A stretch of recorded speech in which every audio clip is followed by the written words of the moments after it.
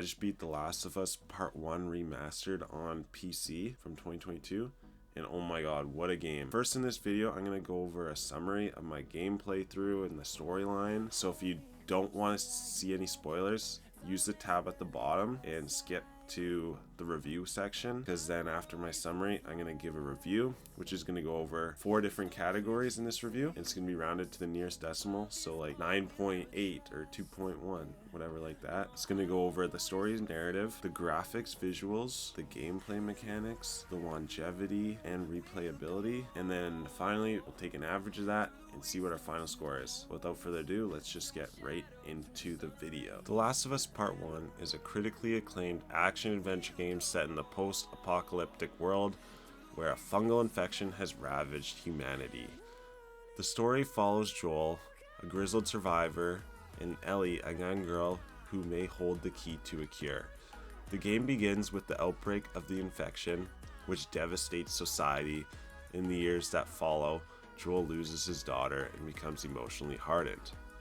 He is tasked with smuggling Ellie across a decimated United States to a group called the Fireflies, who believe Ellie's immunity to the infection can lead to a cure. Throughout their journey, Joel and Ellie face numerous dangers, including infected creatures like bloaters, your clickers. There's a few other ones I can't even remember off the top of my head, and you have to kill them all. But there's also hostile human factions. As they grow closer, Joel becomes deeply protective of Ellie, who is strong-willed and independent despite her youth. She's kind of a badass, I'm not gonna lie. The story explores themes of survival, love, loss, and the moral complexities of decisions made in the harsh world. The emotional climax of the game sees Joel making a controversial decision to save Ellie from being used in an experiment to create a cure, knowing it would cost her life. This act sets up the moral ambiguity of the world and the character-driven narrative, leaving players to ponder the costs of survival and the nature of sacrifice. The game is praised for its storytelling, character development, and immersive world, and it has won numerous awards for its emotional depth and narrative quality. And it did win Game of the Year all the way back in 2013. It's an old game, and it's so good they actually brought it back and remastered in 2022 with The Last of Us Part 1. So that's a brief summary of the game. So getting into the review portion of the video, we'll start with the story and narrative. I thought the story was absolutely amazing. I loved it the whole time. I don't think it had any flaws. You had parts that were scary. You had parts that were sad. You had parts that made you mad. It checked all the boxes. So I don't have anything bad to say about the story. That's why I give the story a 9.6. Now getting into the graphics and visuals for this game. I thought the graphics were really good. I don't know if I'm a little biased because I'm playing on an OLED monitor now, and maybe they just look super good on with my PC and everything. I maxed it out on 1440p on my 240 hertz monitor, which is an OLED, and supports only up to 1440, no 4K, with the 4070 Ti Super graphics card. It ran up my graphics card at about 90%, but that's also when I was streaming to both Twitch and YouTube at the same time, so that'll probably play a factor too. So you could probably play it at a 4060, maybe, I don't want to say 4050. I feel like it takes up more space than you would assume of your GPU, but if you have a 4060 or higher, I think you're fine. I'm pretty sure the game recommends a 4060 on the menu screen. Yeah, I thought the graphics were good. Obviously a huge upgrade from the 2013 edition of the game. I gave the graphics and visuals an 8.9 out of 10. Also in that category, I'll include the audio. I thought the audio tracks were amazing in this. The original theme song, The Last of Us, is top tier. Yeah, so 8.9 for the graphics and visuals. So now getting into the gameplay mechanics.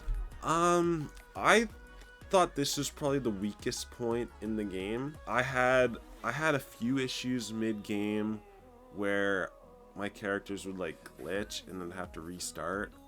For example, this one time I had to push Ellie on a raft and the raft got stuck and I couldn't get off the raft. I had to reset the game and restart that.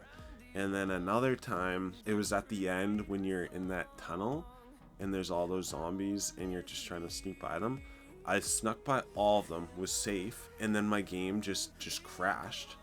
So then I reloaded in, and it gave me the worst spawn ever, and I had to redo basically that whole part, which was really annoying. That's just issues I had. But for gameplay mechanics, like controls wise, I thought it wasn't repetitive, the gameplay at all. I thought it was nice and different most parts. I guess that's more into the longevity of the game, but for the gameplay mechanics, what I didn't like too was to switch your weapons. You had to like use your D-pad, and then you had to hold X and go up. I don't know why they couldn't just do something like how GTA has it, where it's just a weapon wheel and like you just have your med kit and everything on the wheel like that. I feel like that would have been a nice addition. I don't know if it's different in The Last of Us Part 2. I plan on playing that in April when it comes out. But yeah, that's the main thing I didn't like in that. Even the moving was a little off too. I don't think my controller's delayed, because I play every other game, but it was a little delayed, like moving my head. Maybe it's my Xbox remote since I'm plugging into my PC, but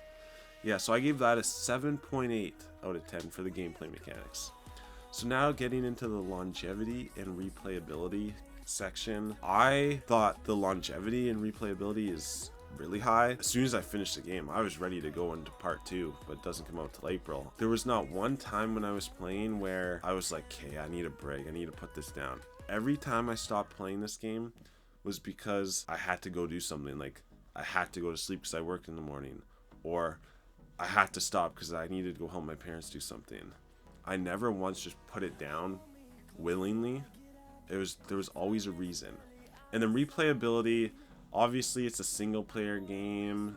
It's not like a multiplayer game, so you don't really like want to replay it. But this game was a little different. I honestly could see myself playing this game again in the future. Obviously there's a lot of other games I want to play first, but I gave this category a 9 out of 10. So when you tally up those 4 scores, the 9.6, the 8.9, the 7.8, and the 9, my total ranking for this game would be an 8.8 out of 10. I think the story is huge for this game.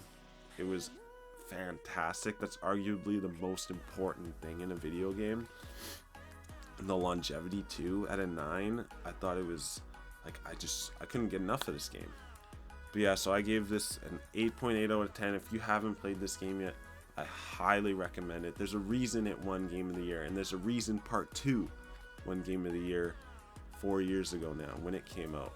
And I think they might be in development of a Part 3. I don't really know. I haven't watched Part 2 yet. The show hasn't come out for Part 2 yet either, so I'm waiting on that. But yeah, that's gonna be my review for The Last of Us Part 1. If you enjoyed, please drop a like and subscribe, and comment down below what games you want me to play next, and if I should also do reviews on those games. Anyways, thanks for watching. Peace out.